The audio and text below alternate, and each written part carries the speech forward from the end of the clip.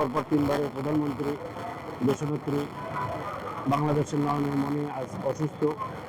আমি মনে করব সারা বাংলাদেশি আজ অসুস্থ।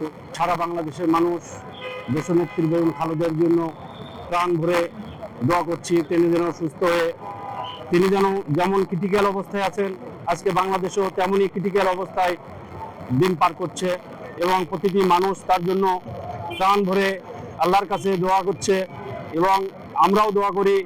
আমরা বিএনপির সকল স্তরের, সারা বাংলাদেশের সকল স্তরের জনগণ তার জন্য দোয়া করি, তিনি যেন সুস্থ হয়ে সারা বাংলাদেশের অভিভাবক হিসেবে আল্লাহ তাকে যেন সুস্থতা দান করে, সে যেন অভিভাবক হিসেবে বাংলাদেশের মাটিতে, যেমন তিনি বাইরে কোনোদিন আশা করেনি যে আমি দেশের মানুষকে ছেড়ে কোথাও যাব, তিনি যেন শেষ নিঃশ্বাসটুকু বাংলাদেশের মাটিতে সুস্থভাবে আল্লাহ জানি তাকে ফিরিয়ে দেয়, এই আমাদের সারা বাংলাদেশের মানুষের কামনা।